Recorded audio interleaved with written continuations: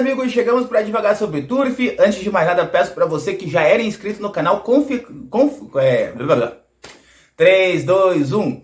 Fala, meus amigos, chegamos para devagar sobre Turf. Antes de mais nada, vou pedir para você que já era inscrito no canal conferir se você está inscrito ainda e dá uma olhada aí se o YouTube é meio traiçoeiro.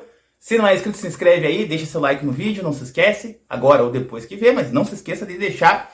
Vamos falar sobre calendário. Eu tava pensando, até devagando, né? Devagando, tava pensando em gravar um outro vídeo, até cheguei a gravar, meio comparando os prêmios assim do quarto de milha com o puro sangue inglês. Né? O que me trouxe essa ideia de comparar foi assim, por exemplo, Lilica Fantástica JQM do Aras do Iguaçu e Quilate do Iguaçu. Ambos vencedores aí com 2 anos de provas que você paga a inscrição e aí você corre por um prêmio muito alto, né? Isso é muito interessante. É o formato do Jockey Club de Sorocaba, em sua grande maioria das provas, quase em totalidade. Porém, conversando com o Marcos, do Turf Aposta, em live, com o Bruno Ribeiro e tal, eles falaram que a ideia do Jockey Club de Sorocaba é aumentar o número de pares de turma. É uma dificuldade que eles têm, que é uma coisa que a gente tem aqui direto, né? A gente tem, reunião, só de reunião mensal, né? Vamos fazer uma conta rápida aqui. Se o Jockey Club brasileiro der 3, né? E normalmente dá 3, agora esse mês que deu 2.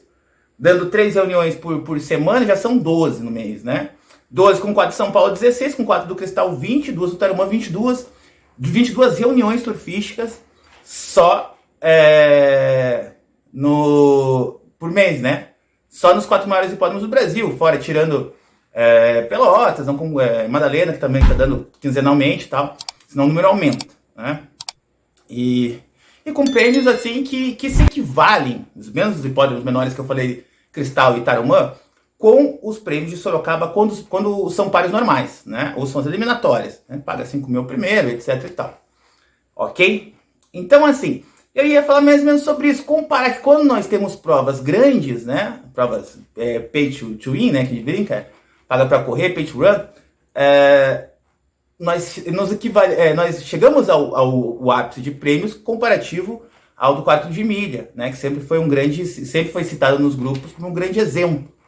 Né, pares vantajosos, prêmios, etc. Né? Nós temos mais volume de corrida, temos mais animais correndo.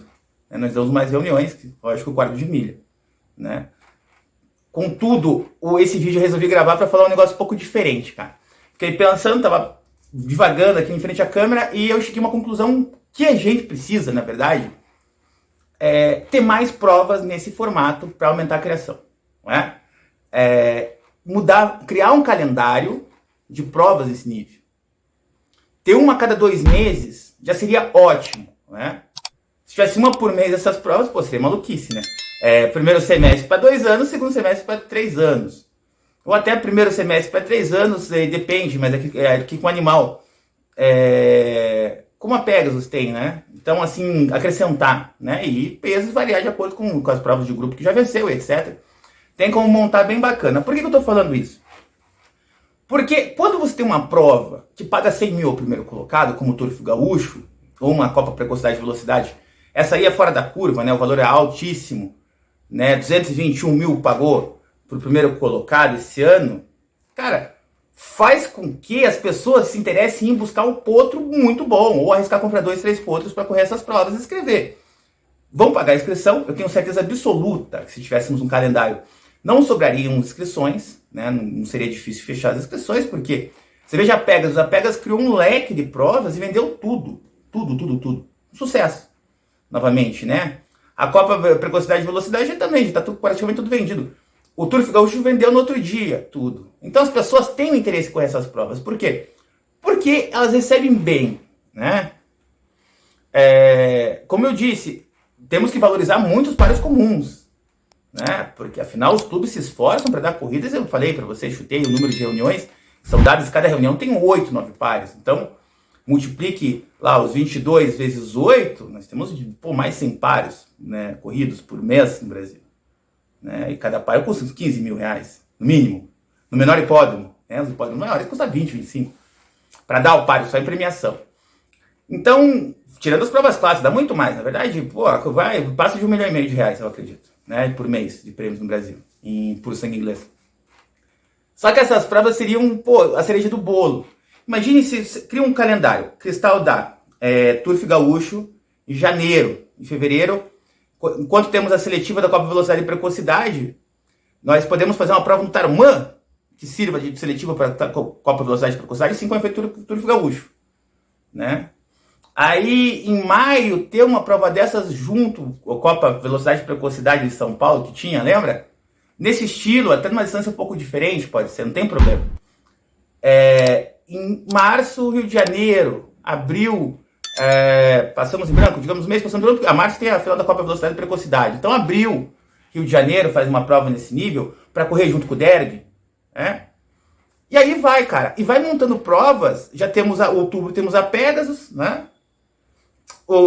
Em junho tem a Copa dos Criadores, que é uma prova que é nesse formato, por mais que pareça que não. Você tem que emular seu cavalo com reprodutor e com produto escrito para poder correr as provas da Copa Velocidade e Precocidade, sem ter que pagar a multa, né? Então é uma prova paga, né?